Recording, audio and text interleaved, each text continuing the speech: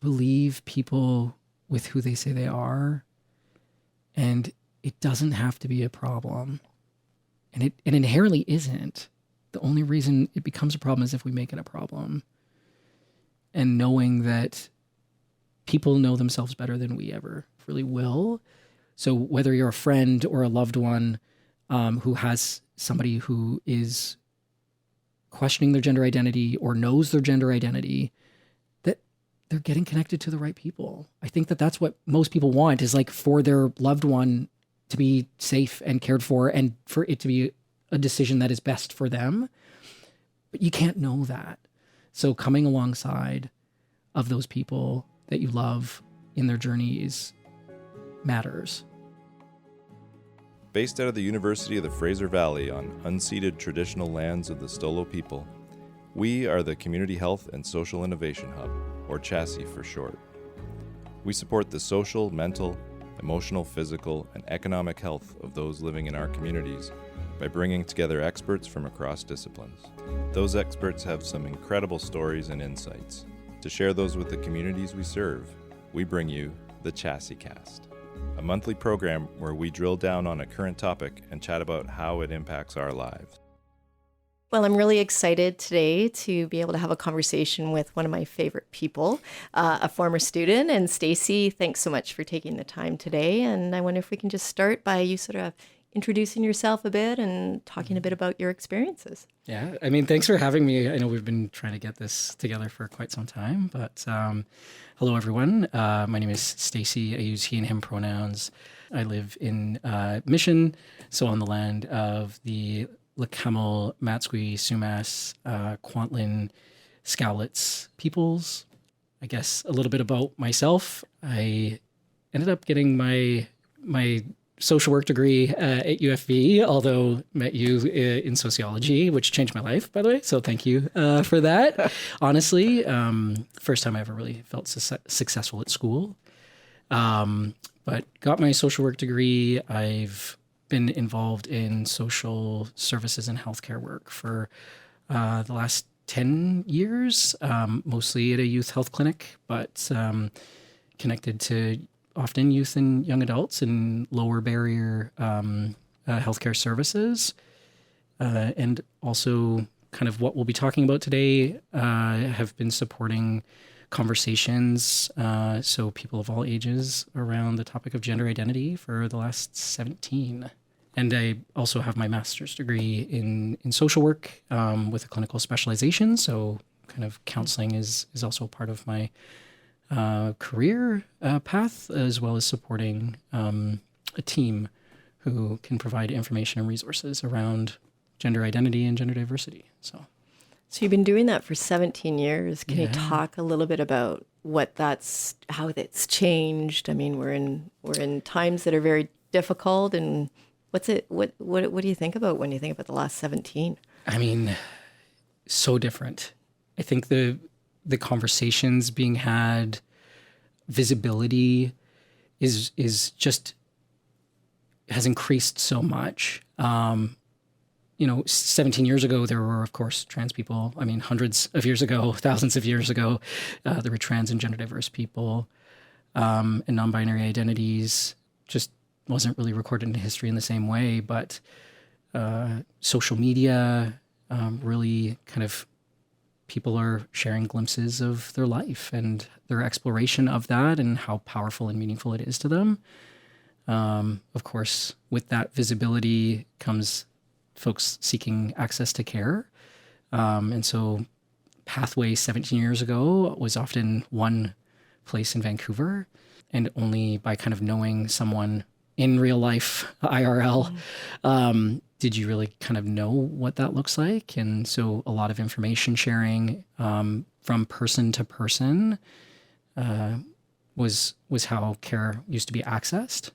Whereas like now you can pop on the internet, Google almost anything, which comes with good and bad, to kind of figure out what it looks like. And so I think it's so amazing that there is kind of the awareness, because a lot of people didn't know anything before, and it was only when it mattered to them immediately that it was remotely a topic of conversation amongst people, whereas now it's a very big topic used as a political token now, which it wasn't before, which I think there's very specific reasons for that. But I actually would love for you to talk about that. I hear that a lot from my students, right? So they're really so often trying to, as quite frankly, sometimes am I, trying to figure out how we got here, right? So you kind of look at that lineage and you think, I thought we were going there.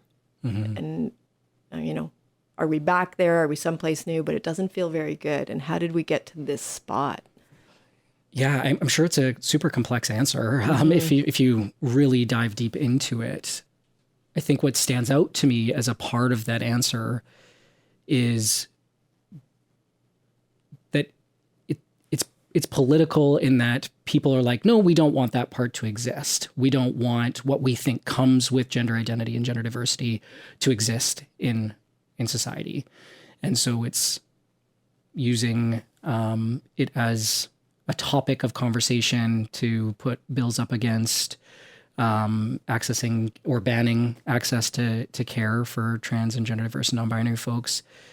It's meant to give other people who really don't know anything about the topic a point of contention so that they can get a voting base. I think is part of it. I think the other part of it is that there's fear is a driver. Oppression is real.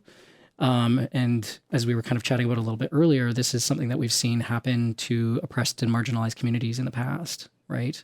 Like interracial schools, segregation with Black people, HIV and AIDS epidemic, and not wanting to address that in healthcare, LGBTQ like rights and gay marriage. I think all of those things are topics that ended up being political, but they weren't previously. It was that somebody loved somebody else or somebody had this medical condition that they contracted through engaging in activities with a partner or partners, but somebody has something to gain out of it.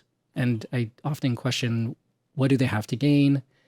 And then I realized it's power, it's control, more privilege than they probably already have, often coming with like money and decision making off of the backs of people's bodies. Yeah. Wonder in these times, we're coming out of Pride Month, although, we extended over the summer, which I think is fabulous, having Vancouver celebrate a little later than others because we get to enjoy it. How do you, in these times, sort of balance this fear factor, this oppressive discourse, and yet, we were mentioning earlier this need to celebrate and be proud? What's that like how are you seeing that manifest itself? What's that like for you? Yeah, I think there's a lot of joy and connectedness amongst community when they're with community. I think the fear comes from the backlash, from the mis and disinformation that's online of people who are kind of presences online, who have maybe some knowledge in other areas that people come and align with in terms of their ideology. And they're like, oh, that person must know what they're talking about. And then you listen to them and it's very clear on this topic, they do not.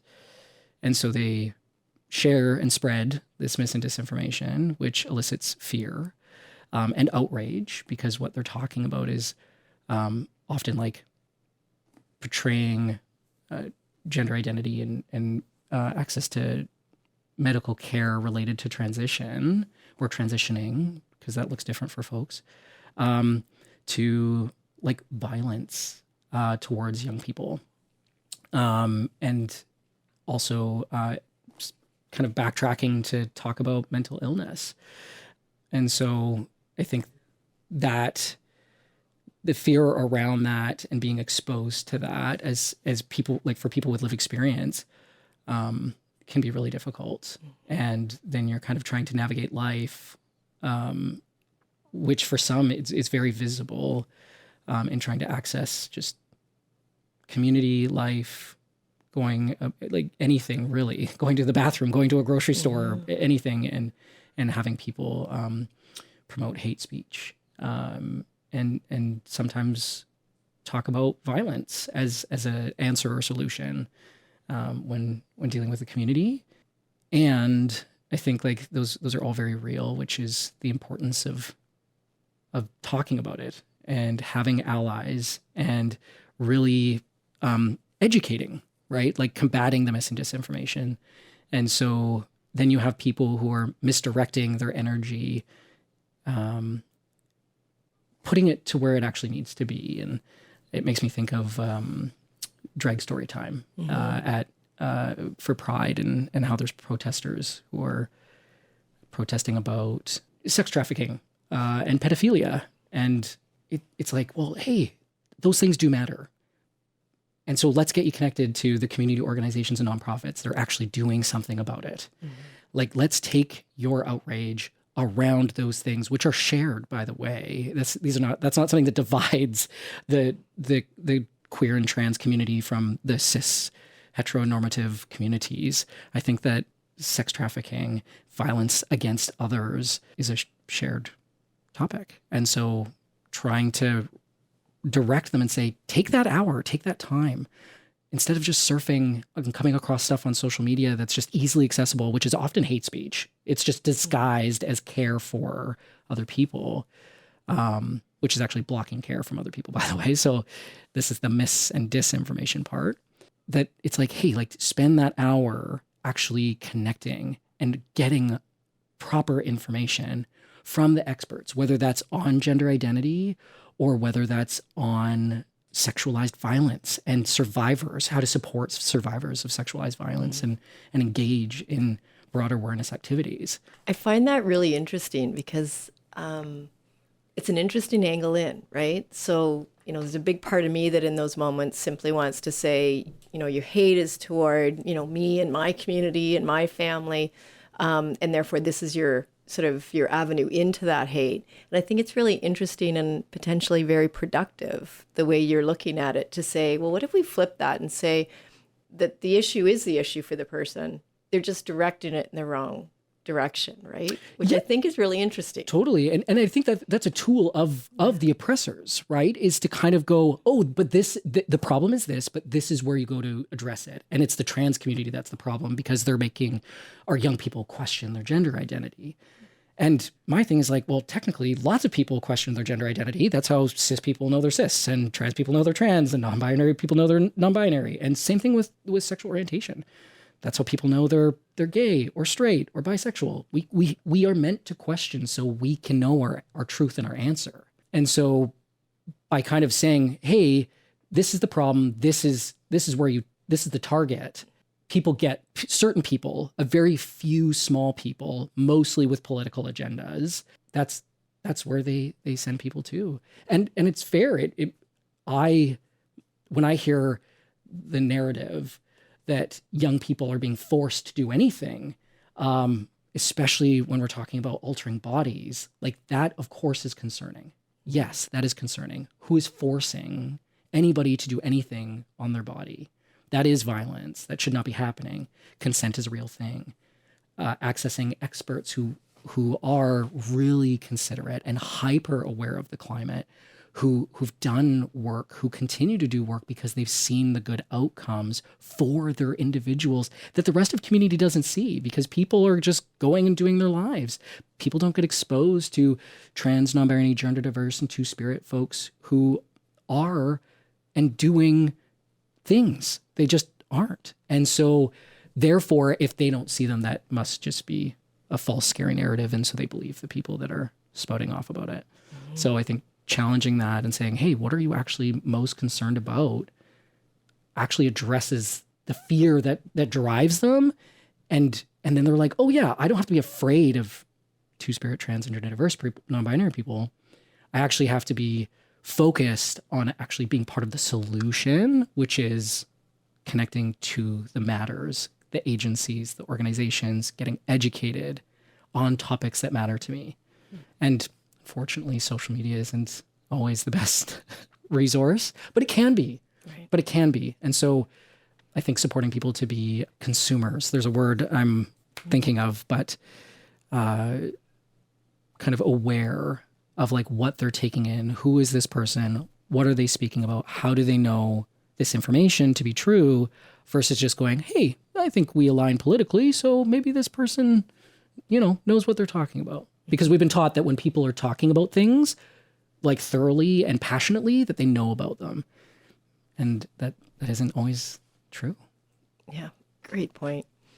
Pronouns, they seem to be the lightning rod. So can you talk a little bit about that, what you've seen and how to respond? And yeah, I think, everybody has pronouns, right? Everybody has a gender identity, even if it's not a non-binary identity. And so I think it's easier and almost a way of deflecting by saying, oh, well, I don't know how to use they, them pronouns. And it's like, but you do it. You just, nobody's ever pointed it out to you. And so I also think it's sometimes individuals kind of reject pronouns as an important piece, as a way of controlling, if I'm being honest, right? Controlling the narrative about somebody. And it's like, I don't want to validate that for you. And my question would be, why? Why? And if we were just inherently validating people's pronouns, this wouldn't be a conversation. Right? We would be like, hey, your pronouns are they, them. That's great. Mine are he, him. What are yours? Great. Yeah. Thank you. And move on. Yeah. And same thing with gender identity. It doesn't have to be a topic. It does because it's being politicized and because people are really trying to fight against it. But otherwise, if we just supported people to go to the right pathways, the right people who are also looking out for their well-being. So if those people are like, ooh, there might be a little bit more support needed here, they're going to try to support the person before just kind of ushering them into some form of transition. Like that doesn't really, people don't want that. They're not risking their livelihoods and their professional careers of 10 years plus whatever they've done in the field. That's just education for 10 years to rush somebody through something that they don't actually feel is an appropriate fit for them. But I also think pronouns are super important. So I think that like honoring somebody's pronouns, finding ways, finding strategies on how to do it, it might not be easy, but it's practice. And it's definitely not hard, right? And if it's hard, it's because you're resisting it. Yeah, because we use pronouns to talk about people all the time. Yeah. I wonder if you might, related to that, New Brunswick and the conversation about notifying parents in schools. So that's been, it's really interesting, sort of that coalescing of political power around organizations that are using that to motivate political participation of, I would argue, far right sort of interests around that. But what about that? So the concern, so it's interesting to me because I love how you're sort of saying, what's the fear, what's the worry? And then how do we address that? And the worry that's raised is to say, well, if parents aren't supportive, then you don't want the teacher to have to tell the parents that there's a choice around pronouns or a name. Others obviously are arguing we want parents to know because we want them to be able to wrap themselves around children who might be asking or thinking about identity or pronouns. What do you think? Yeah, I think if we think about the fear of that, it's kind of like, a big narrative that comes up around fear with youth is being influenced, right? They're somehow being influenced to question their gender identity and to be a part of the trans and two-spirit and non-binary communities. And it's been my experience that isn't true. Like simply like talking about it doesn't inherently make it somebody's truth. But if there is that concern for a select few, maybe, young people who have lots going on in their life, and maybe this isn't, so maybe there's something they're exploring and they're just not sure how to handle it. Talk with the young person, have that conversation, be like, hey, I'm noticing that you're using this name or using these pronouns at school and you're not sharing that with your family. Like, what's going on there? And looping in other professionals that can maybe support that conversation for that young person, because maybe they just needed support to come out to their family. I think outing someone we've seen this with the 2S LGBTQ community historically is actually super problematic and can be dangerous. So I think that if it's the fear that somebody's being influenced, then maybe that can actually be the conversation is, hey, I'm noticing that there's something going on for your young person. And like they're connecting with their peers in ways that I'm curious, like, are you noticing anything at home? Like have the conversation about influence. Don't make it about gender identity. Where is the young person being influenced? and see how to support them best. Outing them just changes the conversation to be back about gender identity. It doesn't focus the conversation around like, hey, like, how are you supporting that young person to navigate growing up and making decisions that are best for themselves and kind of coming into their own autonomy and independence. But those are harder topics. Yeah. Even though they're not, right? It's easier to blame gender identity. It's easier to blame this new, I'm using air quotes here, but like trending topic as the issue.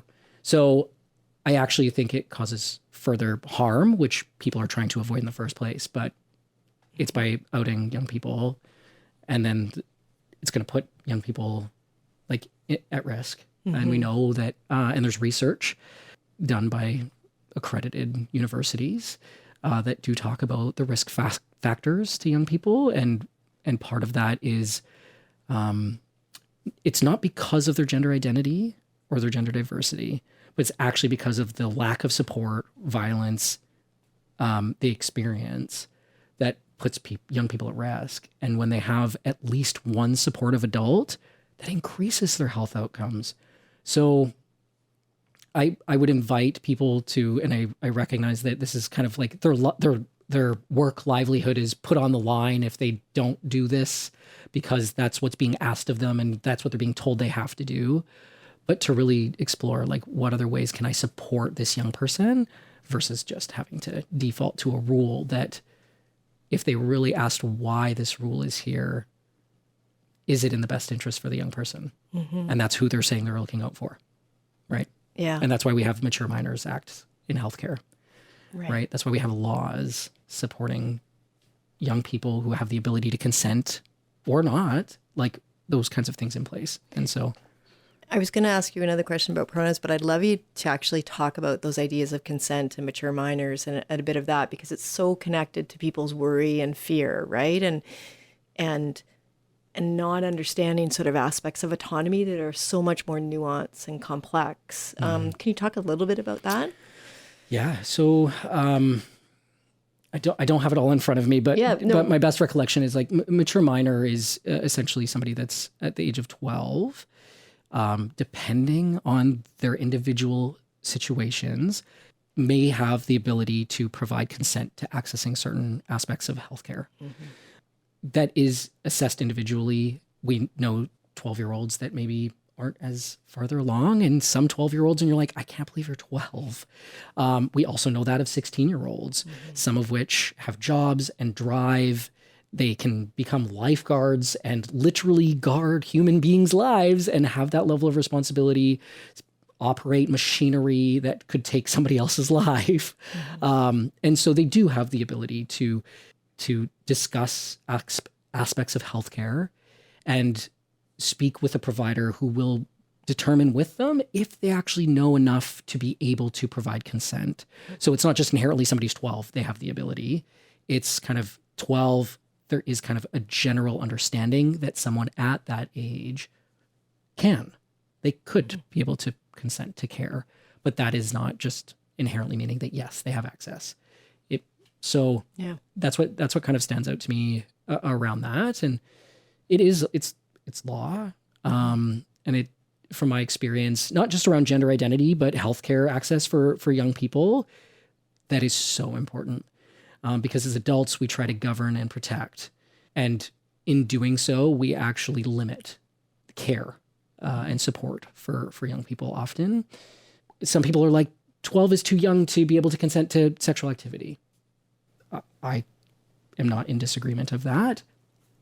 I also am not and do not, just as others don't have the ability to be there and stop every moment where a young person might choose and make a decision for their body, even at 15, to engage in pleasure if that's what it is for them, or maybe it's pressure. And so that's why these conversations about consent overall are so important. And consent isn't also just about sex or accessing healthcare. Consent is about understanding oneself and their ability of knowing how to say no. And that is so that they don't get taken advantage of in their work, in life, in their partnerships, in so many different areas. So I don't know. I think adults infantize in certain ways when it benefits them, but we're also willing to give them tons of responsibility. And that just differs based on the benefit to the adults, I think. How important is age in trans care and thinking about that, because that comes up, continually? Yeah, I think for sure, it's a very sensitive kind of topic. Individual assessment, again, is super important, right? Like, not all 15-year-olds are the same. Not all 15-year-olds' goals are the same either. And so it isn't necessarily a determining factor, but it's an extra consideration for the providers who are going to do the care. It's like, hey, what about this is an option for this young person? Let's make sure what they understand about it. So it's kind of, the age indicates the conversations and safety precautions, I would say, that go into care planning, because it's not a one size fits all. And it's not a slippery slope. It's not like, well, person's trans, let's get them on the trans train.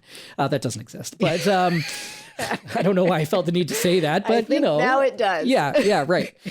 So I think it really frames up for the adults and healthcare providers and professionals involved. What does the care planning look like for this young person?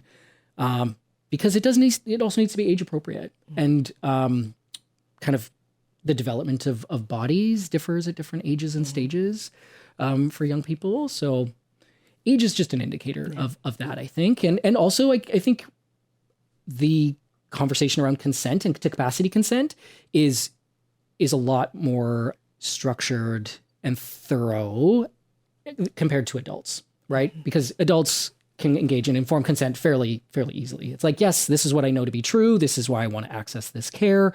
This is what I've researched. And so adults can kind of have those conversations, but it's also shocking how many young people also are so well-versed and researched. And also doesn't mean that the care just kind of switches to that of the same access of an adult. There's still those conversations. There's still, how are you supported? And that also happens at all ages. So, that's kind of how I think age is viewed. And there's a lot more involvement of other specialists depending on age too. I think the younger that folks are, that is definitely a part of the care planning. So pediatric endocrinologists are involved, making sure that if puberty blockers is a part of the care plan, everything is monitored. And so that's kind of one piece there. And I think the other piece that's specific and very intentional mis and disinformation is surgery for young people, and especially like altering bodies and genital surgeries specifically. And kind of the age of majority is really kind of where the main point of access is for most people. I would say where it comes in for older youth is where there is kind of the history, where they've been involved in programs and care, and there's that documented medical history where it shows, hey, this person is persistent and consistent with their identity. They've been waiting, actually, probably longer than they would have wanted to still be able to access those points of care. So it's not a quick turnaround time. It's not an agenda to have somebody just rushed in and, oh, well, now they're a part of the community. Like, that's not part of how it works. But people are led to believe that that's the case, and that there's a trans agenda, and they're somehow co-opting young people and their bodies into being trans or gender diverse or non-binary. Kind of is part of that. And I can't speak for a community of people, but I would venture to say that nobody wants people to be trans or non-binary that aren't. They want people to be able to be themselves. And I think that kind of aligns with queer community, like broader queer community, in terms of like, hey, like, love who you love. You might be attracted to certain bodies or not. Engage with people in a consensual way, however you choose to do, as long as they're able to provide like consent. And there's some legal ramifications around like age of consent around kind of sexual activity and those kinds of things. So, of course, but also thinking in reducing harm, because if people are going to do it, how do you make sure they're as safe as possible? But that's a little different. So kind of talking about the two, but for gender identity. Yeah. And it's interesting. I'm always struck, and I think I have been since probably I was thinking about coming out when I was in my early 20s, right? And about this idea of enticing or, somehow this identity that, right now when we think of where we are, and certainly when I was in my early 20s, that was not appealing. Like people hated who I was at my core. There was no incentive. There was nothing that drew me on that side, in terms of living my true self. And I think of where we are now, and it's hard to engage when people are so attentive to this idea that young people could be enticed into an identity that is hated with such bile at the moment, right? Yeah. Like somebody's like, great, I'm choosing somehow to be a part of a community that's like hated and politicized, and accessing healthcare is like difficult. I mean, that's also changed to kind of come alongside people in a little bit of a different way these days. But previously it was quite rigorous and actually very dangerous for people to go through with medical transition, in a sense of they had to live outwardly for real life experience before even accessing care. So people were targeted, and so lots of, especially trans femme and non-binary femme presenting folks experienced violence, very real violence. And we see that in the States still too. So yeah, I would, when people are like, yeah, there's this co-op of people coming together to try to make people trans, when there's violence the way that there is, and the rates of murders and violence, especially in the US that we see, but of course it happens here too, is as high as it is. Like, yeah, like what's the actual benefit? And as you're saying, for kind of your own experience, like it's not, you're just needing to live your truth.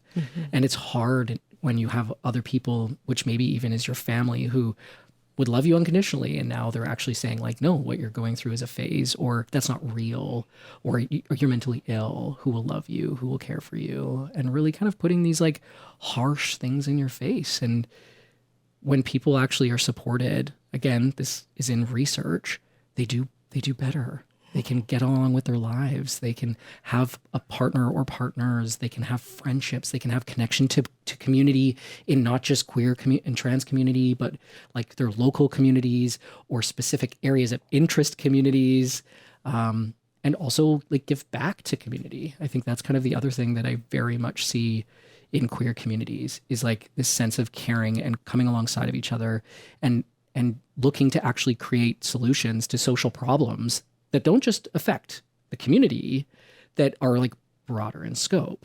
And so I think that's kind of the greatest power. So I think we kind of often talk about the fear and the challenges that come along with it, but there's also this beauty and strength that comes through being a part of a community that is lied about. Like people lie about them, and people, right? So yeah, I think it's kind of like queer and trans joy, and trying to find that in these times. And that isn't actively and readily available in society, right? I mean, if pride needing to be a thing after all these years, when for the queer community, it was fighting for their rights, it's kind of the same journey that trans people and non-binary people are going through right now. I think we're really good. We talk about it a lot in the hub. I think the queer community is really good at bringing protest and celebration together. I think we do it maybe better than anybody else, right? And finding those spaces. But I'm also struck with that, is that desperation around celebration. I was mentioning, the tea dance was so amazing, but it was also palpable that there's so little celebration of who we are. And so I think you really could feel that, right? So I think we're pretty darn good at it, but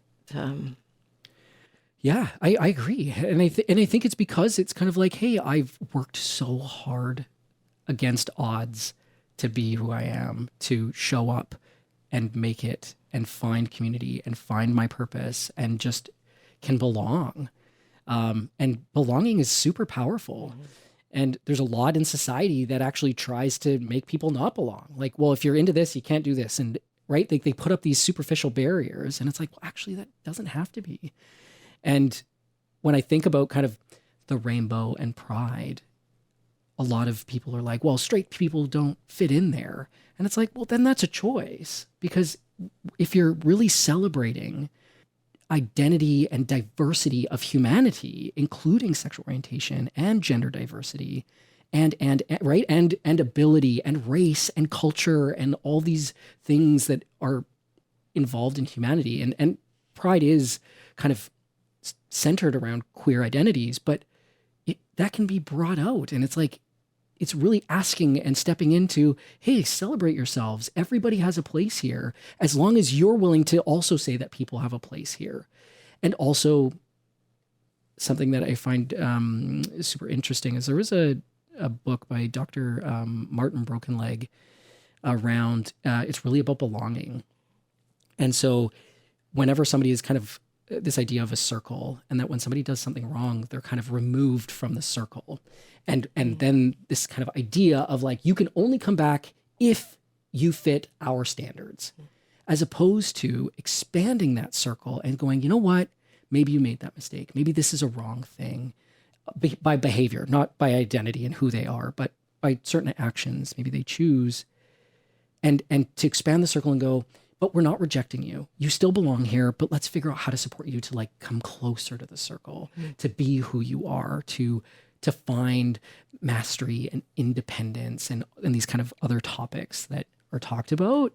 And so I really think that there is the need for that. There is that need for celebration, because when you think about it, if the whole internet, and it's not the whole internet, but like a lot of the internet and people who are protesting against are showing up in spaces where you just are trying to be who you are and belong, you do have to connect with people who'd see you. And so I think that's where pride, and it's also fun and beautiful. And also it's a little bit commercial these days in certain ways, but people can choose not to engage in those moments, but it also allows people to feel safe and seen. And I think especially for like trans community, not everybody feels safe being seen. And when they are seen, they're usually denied. And they're like, no, that's not you. You're born this way. That's who you are. So I think it's a bit of activism in that way, but also why not have fun and it be beautiful and sparkles and all these other things. Obviously that's not all of it, but I think it does also uplift. And for some, I think it's a rejuvenating thing to be able to be like, yeah, I'm going to keep going. I'm going to keep moving forward with this work. And I can still also have fun and be celebrated and celebrate others. What does allyship look like for you then? Because, you know, some of the threads you've been talking about, what does that mean in 2023? Oh, yeah. I mean, it's super broad. I mean, but I think I can talk about a few of the pieces that stand out to me. And allyship is introducing yourself with pronouns and saying, if anybody would like to share, please feel free to, or asking people's pronouns is one way.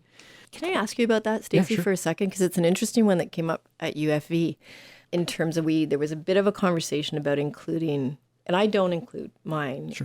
And the reason I don't, obviously I'm out as a lesbian and I'm, try to be as supportive and provide space for students. But I was struck by a student who came to me really early in the conversation and said, I'm not sure what mine are because I'm navigating that at the moment. And I've been in spaces where I'm asked to give them. I'm not sure what they are, but I'm not comfortable saying not sure because that kind of feels like it outs me a little bit. So it was a really interesting conversation. So, I think there's an interesting piece about outing around pronouns that is intriguing. Yeah. And that's, again, the invitation is not to everybody has to share. It's if you'd like to.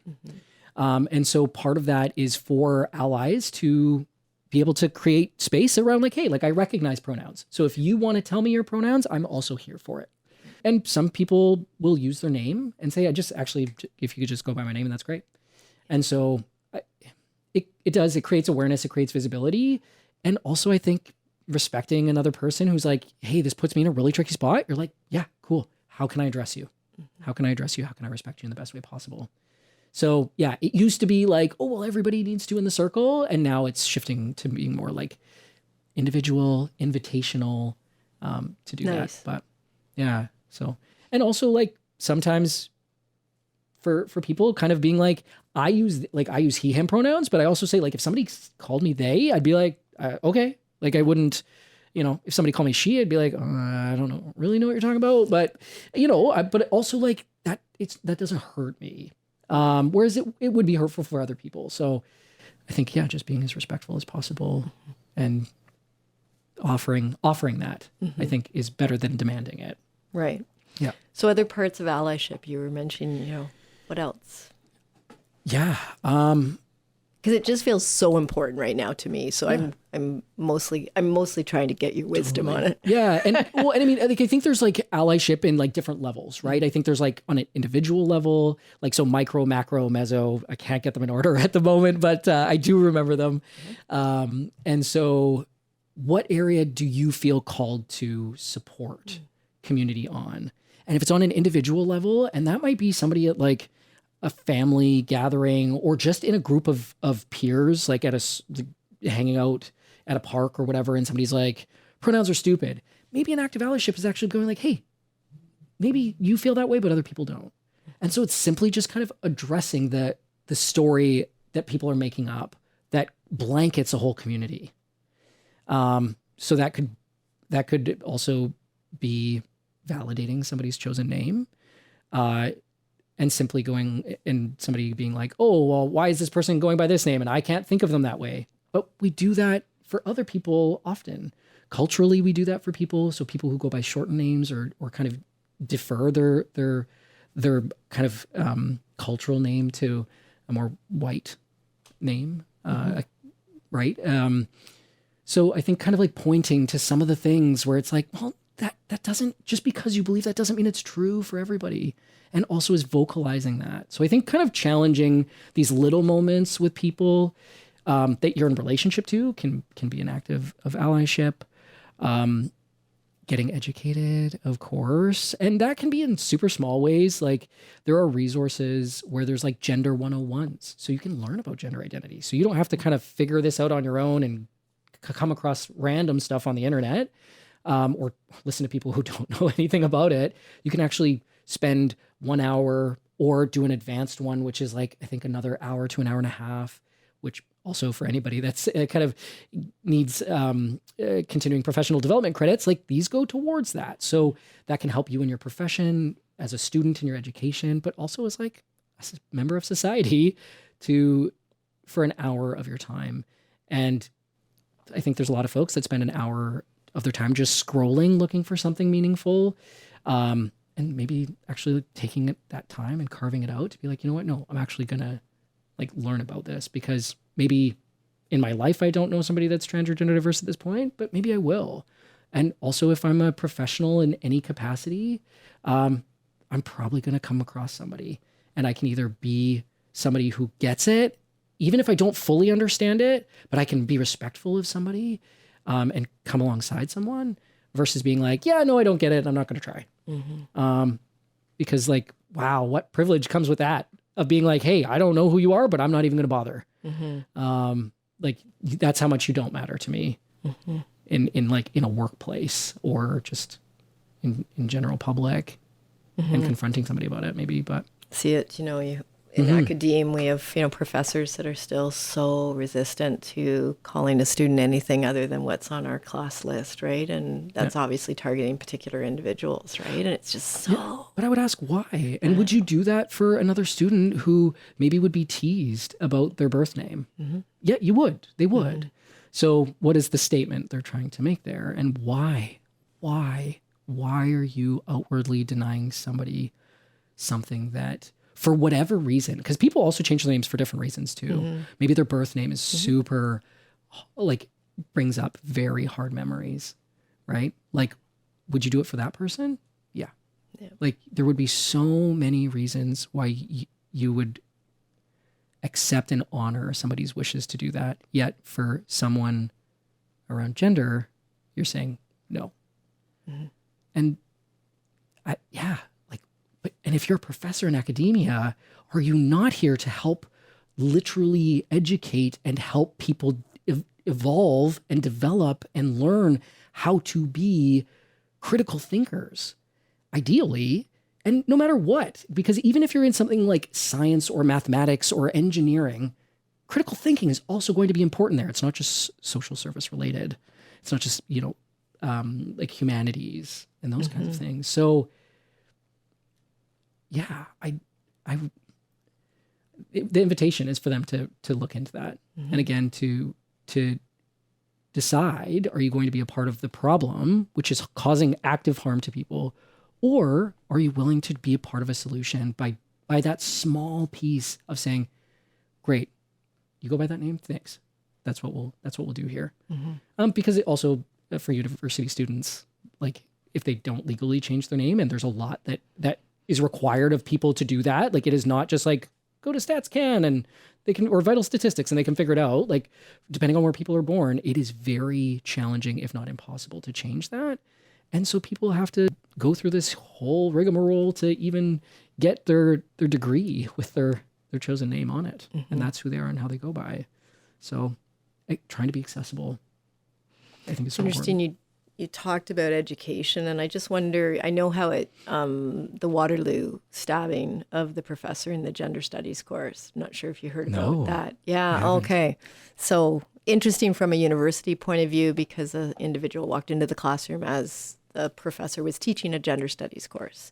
And I thought it was, as a prof who teaches sexuality, and many of us are talking about all those things, but symbolically for me, what was so profound is, and, we can't know the motive, we can't know all, and we don't need to in many ways. The symbolism for me was, we're not going to talk about that. Like that education piece, that discourse piece needs to be stopped, because that's where the threat is. And I thought it was fascinating to see the reaction and the framing around that. And quite frankly, so much media that focused on the fact the alert system didn't work, which is important, Right. Yeah. of course, Yeah.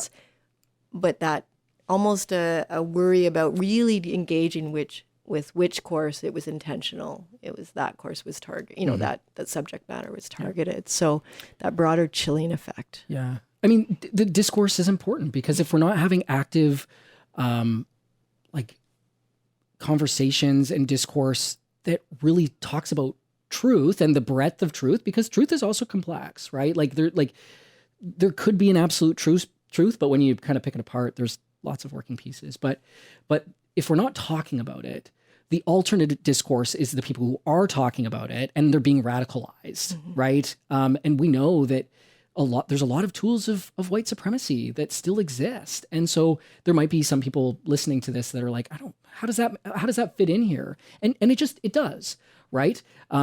If you think about racism and the history of racism, like there were narratives created and discourse around the inferiority of people of color.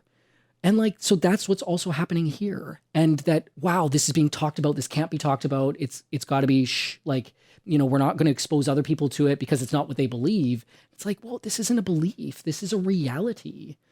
And so, what was this person? I don't know their age, but student. So could be, 17, 16 plus, going through, and what were they absorbing that radicalized them so much that they had to go, I'm going to go take a weapon and I'm going to go and attack this person because this person has these beliefs. And again, it's not beliefs. This is what we know. This is history live today and tomorrow and the next day. And so by it being a subject that is kind of an afterthought often, I think it allows that to fester, that idea, as opposed to being like positive conversations about, hey, this is a part of it. And hey, also, if it doesn't match for you, that's okay. But it doesn't mean it's wrong or scary or any of these other things for other people. But yeah, but also like, yeah, thinking about other reasons that people are radicalized outside of this, like, and there's research, there's knowledge, there's certain things around the radicalization of people versus helping people belong and fit in and be like, hey, maybe you are cisgender and straight, but there's also a place for you to exist in society, most of which is built for you. But like, just because this topic seems new doesn't mean that like people can't coexist. It's interesting hearing you talk about language of existence. We heard a student talk about that on the last podcast, right? Sort of, and I thought it made me honestly really quite sad to hear that kind of language, which was the 70s and 80s language that I sort of grew up with, and just looking for a little tiny corner to exist in, right? And the fact we're here. How does living in the Fraser Valley, for all of us, or working in the Fraser Valley, what does that add to this mix in your experience?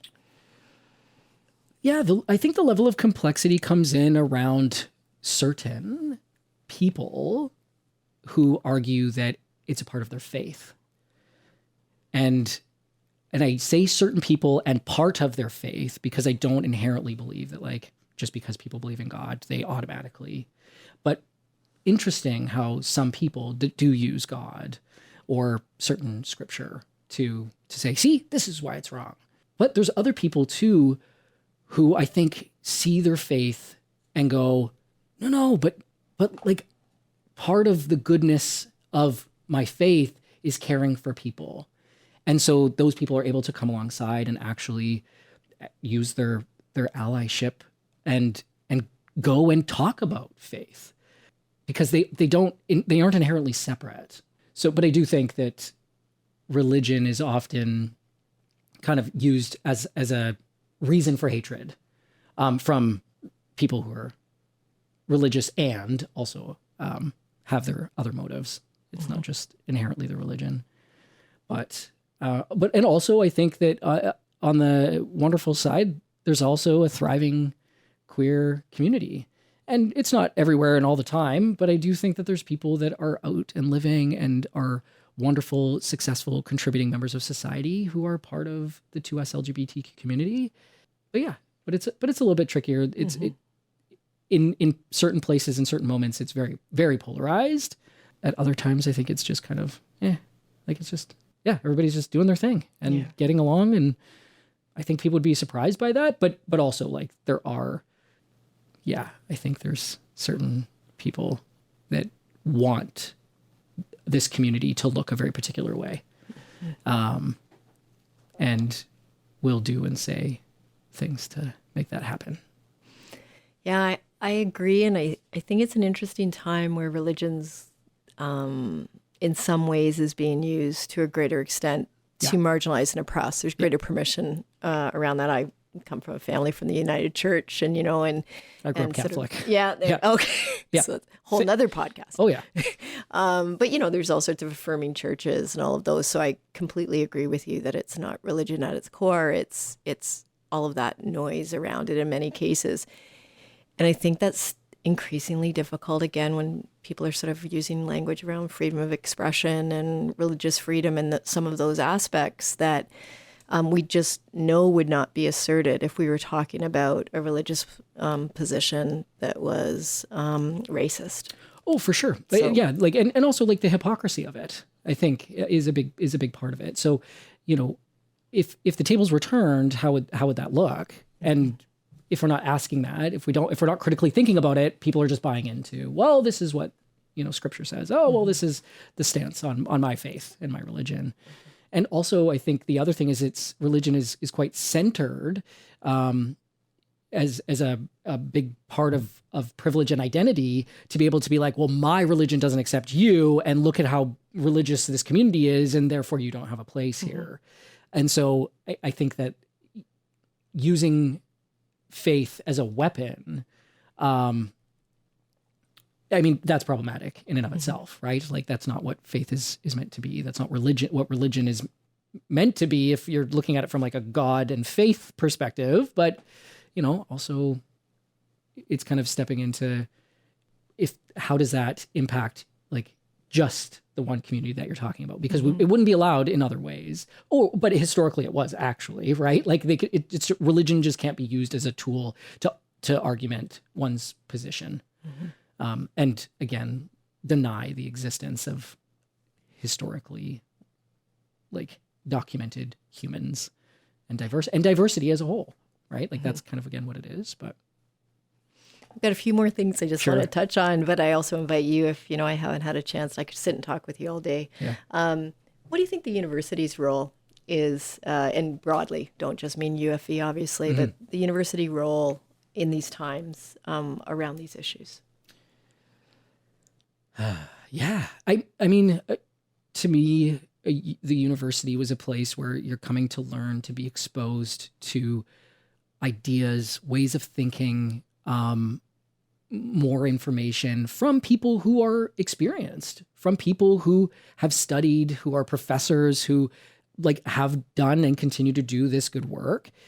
And if it's being reduced so much to being like, well, I'm only talking about the things that I know, and that's only law, or that is only a trade, and they're not leaving room for their students. Like who are these people that are coming and showing up, who are also meant to be come and to be shaped. And by shaped, I don't mean academia and the professor shaping them, like to come into their own shape so that they can experience and kind of go, oh, this fits for me, this doesn't.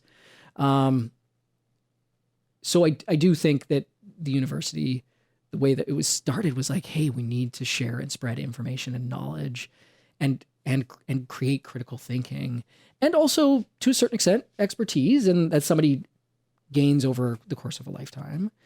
But I think instead, and it was actually really forward pushing in a lot of ways, right? A lot of like areas of study came from universities. When we're thinking about like women's rights and we're thinking about like all these different areas, that was so forward thinking. And I feel like now universities are often like scared and are at the whim of the public and are being like, well, if we get too politicized, what happens to us? And it's like, yeah, but that's what you were here to do. You were here to create those conversations. And I'm also not somebody who's super specialized in anything. So I think that in university, I got to take classes that were around philosophy, sociology, criminology, social work. I did psychology. I did kinesiology at one point, very briefly.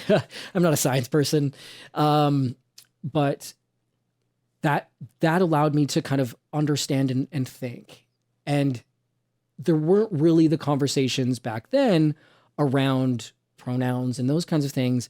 So it wasn't that somebody was automatically denied their true self. But now those conversations are being had by students in universities. And if universities are going like, nah, we're not going to tackle that problem. We're not going to tackle how that's disrespectful to you in this space that's meant to support and foster you into kind of becoming yourself. I don't know. I think it's fear driven. Mm-hmm. I think it's fear driven. Or you have people who are politically motivated in certain positions in universities that they are benefiting from not having those conversations. Mm-hmm. And I would also ask why. Like, why are you in the position of power that you have going to dictate who another human is and the level of just decency, human decency, simplicity, like respect of people that are paying to get an education here, that want to better their lives, that want to better their communities also. Like, I don't know many people that are only in it to not be a part of a broader university community. Mm-hmm. and in lots of areas to want to change the world or make society better and also make money while doing it, ideally with a career and mm-hmm. all those kinds of things, but to be forward thinking. And I think in some universities that's quite stalled and intentionally being stalled to kind of see how things pan out. Yeah, and you nailed it. It's always fascinating to me when you hear someone taking the position or an organization that says, well, I don't want to be political, and not seeing that by not doing what they're doing is political, right? Yeah. Like, so silence is political, right? Totally. We always think about that. So. Mm-hmm. Very much so. And also people who just by their existence are political.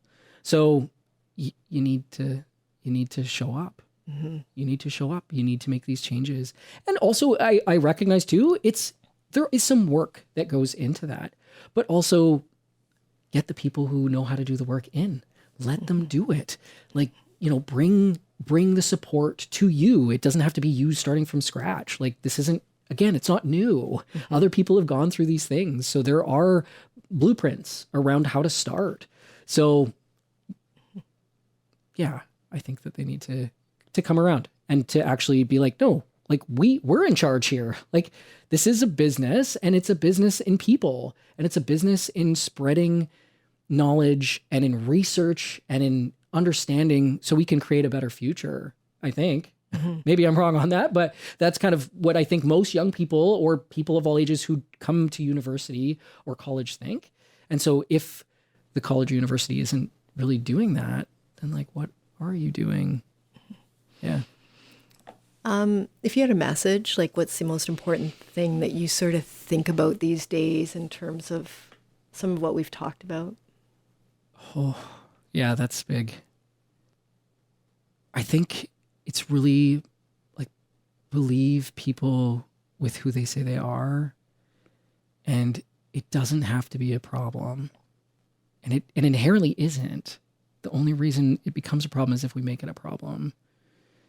And knowing that people know themselves better than we ever really will. So whether you're a friend or a loved one who has somebody who is questioning their gender identity or knows their gender identity, that they're getting connected to the right people. I think that that's what most people want, is like for their loved one to be safe and cared for, and for it to be a decision that is best for them. But you can't know that. So coming alongside of those people that you love in their journeys matters. And then I think that grows love as opposed to spreads fear and then hatred. And so I think that growing of love and connectedness still matters. And to also celebrate lots of different people for lots of different reasons. But also, like, when times are hard, come alongside the people you love. And if you have privilege, which lots of us do in lots of different ways, to be able to try to harness that and figure out how to use it. And if you don't know, you're probably not alone. But that's where different organizations that are really centered in doing good work and coming alongside people in good ways, not just in the area of gendered identity, but if you're talking about so many different areas of like health, the messages are in there and they can just be broadly applied. So you can find it. Just be good consumers, I guess, of knowledge that's on the internet. So I'm sorry, I can't summarize that further, but be good consumers. Know that there is really well put together resources and information. If you can't find it, there's community organizations. So look up your area and you can find people. And there is absolutely room for allies in this. I don't want to call it a battle, but it kind of feels like it is at the moment. And it's not because we want to be combative. It's because defending oneself against violence and hate, there needs to be a position where you're standing up and saying this is wrong. And again, when we look at different movements throughout history on women's rights, on queer rights, on rights of for Black people, HIV, access to healthcare, and people might think none of these things have to do with me. You're right. You're so lucky. Wow, what privilege. And that truly is, because none of these hard, difficult things ever came across your life. But for the people that it did, those are the people that are continuing to stay in, to advocate for, to make sure that people are cared for. And that's what changes our society and shapes our society. So I'm hopeful in that way.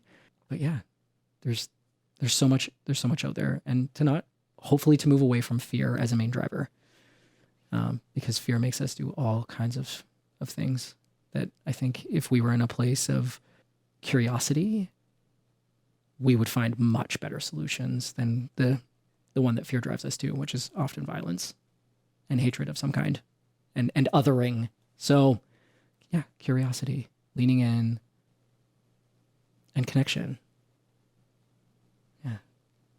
Perfect. I mean, that's just such a lovely space to end this conversation. I'm looking forward to having others in the future, but I'm so appreciative of your time. I learn something every time we get a chance to spend time together. So thank you very much. Yeah, thank you. And also, I'm no expert, so I think I'm just kind of speaking from a place of all of the places that I've been connected to, learning from others who share their great work in emergent strategies, in research, in medicine, So just trying to kind of bring it together and summarize for you here, but thank you for having me. And hopefully this leaves a few nuggets for folks to feel that they can connect with. So thanks. Great. Thank you.